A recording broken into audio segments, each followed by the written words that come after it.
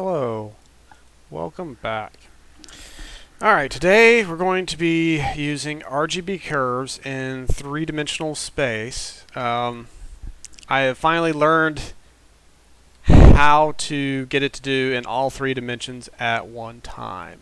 So we start out with, doesn't even matter what we start out with, but we go to geometry nodes, go to new, and first we're going to start out by, actually let's start out with a curve. Let's go ahead and delete this. Let's see, Bezier curve. And let's add some points to it. Let's see, layout, edit, E for extrude. Alright, see it's in three-dimensional space now. Extrude. See, it's all in three-dimensional space. It's not on a single plane. Let's go back to geometry nodes. So now we got this neat little curve. Let's take it out of edit mode. Object mode.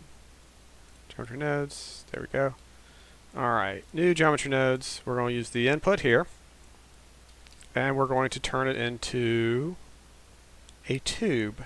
Let's see, curve to mesh, circle. Now we got a tube. Let's turn the radius down a little bit. Now, so we got a 3D curve and we want to alter its shape. Alright, so let's go set position, RGB curves, and here is the little trick. Index. Now, the number that has to go into here has to be between 0 and 1. Well, obviously indexes don't start between 0 and 1. Here is domain size. Alright. That's the critical point. You want to capture the point count from domain size of the mesh. This tells you how many points there are that exist, and you divide the index by the total number of points. Will get you a number between 0 and 1. Actually, I don't think I'll ever actually reach 1, because the index will never be the same as the point count. Always be 1 less than. And then we plug that into the color. Actually, no, we want to do normal multiplied by the color. Plug that into the offset. And by default, RGB curves increases the, everything's set from 0 to 1. If you want, actually, this, I believe, affects, it's like a multiplier. I don't really use that one. But you notice how it gets bigger in all three dimensions the further along the curve it goes. This is 0.0. This is whatever the last point of the curve is. So now we can edit it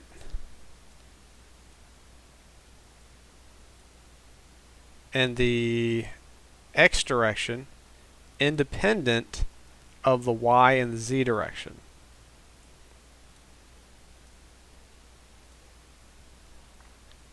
And it'll multiply by the normal. So it'll always only go in the X direction, which is this way. And this one will go, let's, yeah, you have to be careful when you get close to like negative numbers. This is the Y direction.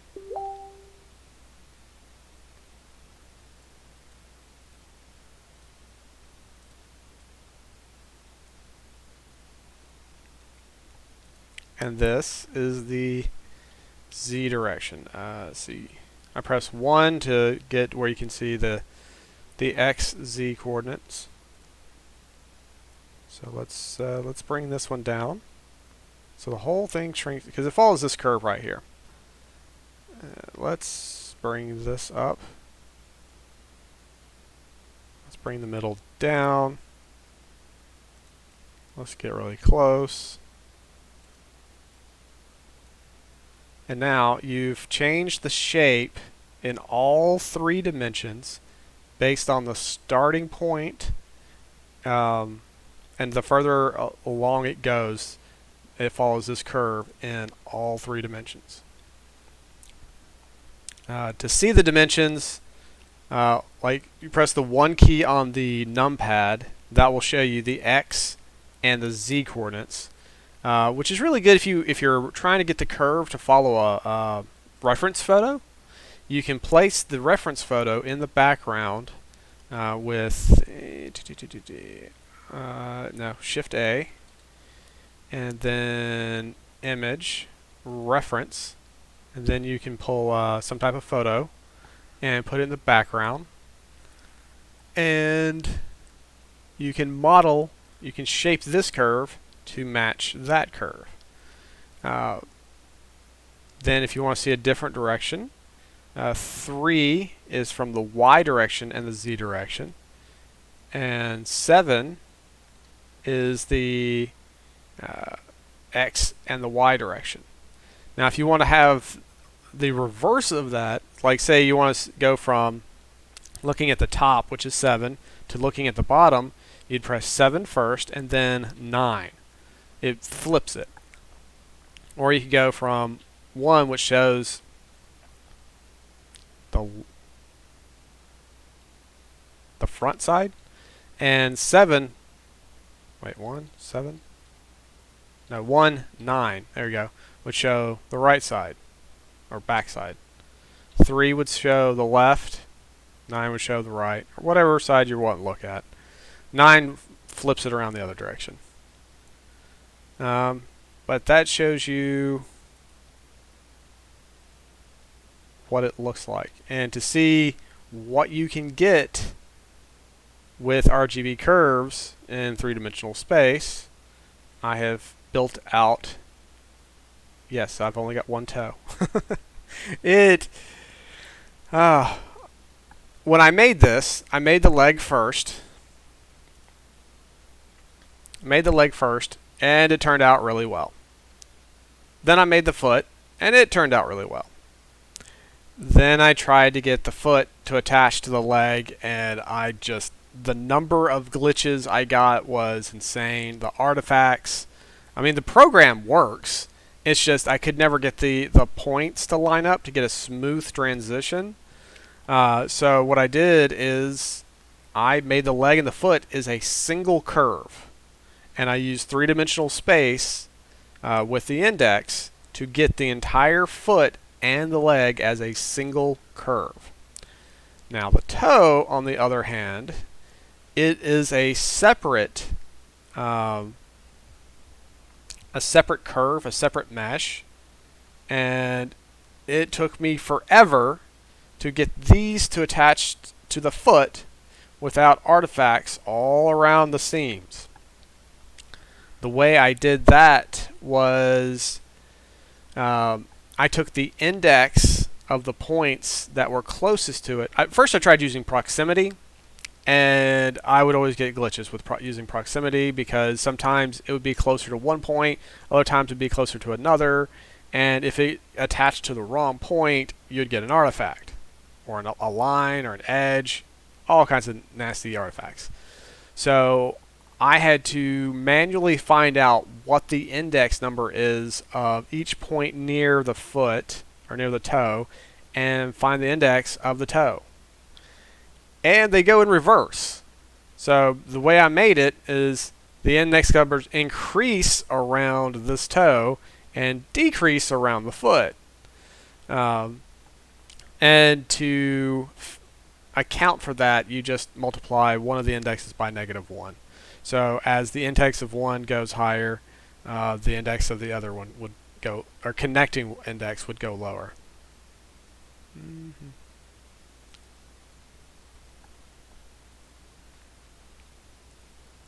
I think it's, I don't remember where I have it at, but I was able to get it to connect in.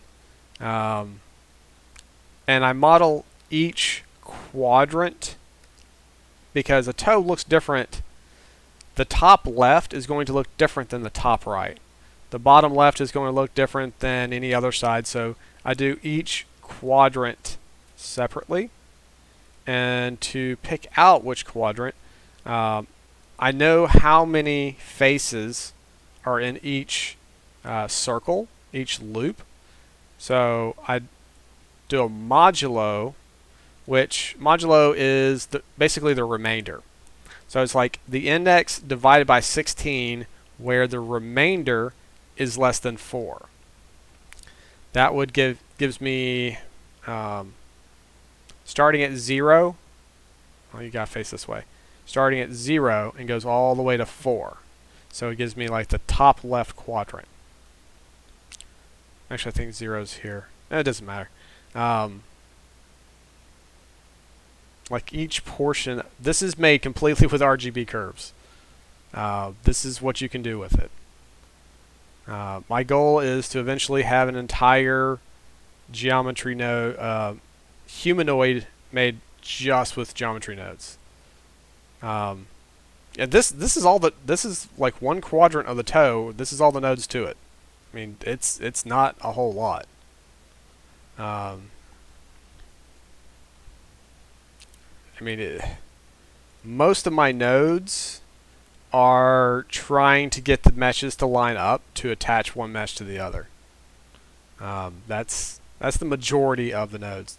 Let's see, 336 nodes gets me all this, the toes, the materials, and like I select the materials because I know what the index number of these are, because you know I just know because I built it that way. I built it in a method where I would know what the indexes are. And even if you don't know what the indexes are, you just set one material based on the index. And then, let's see, I'm trying to think of where gotta go out one more. Yeah. You just set a material with a selection of where index equals some number, and then you just rotate that number until you get it where you want, and you can find the index really easily. Though you have to be careful that wherever you apply this, you don't change the number of faces before. Like I have a subdivision surface right here. I have to make sure this is done after this, otherwise it would change the index number of these faces and move the fingernail paint around. And it looks, without the subdivision surface, it looks kind of wonky, especially that toenail. They could use some more work, but I'm not too terribly worried about it. My next thing I'm going to do is push out this little face, use an RGB curve to push this out a little bit to have a rounded tip. But that's how you use RGB curves.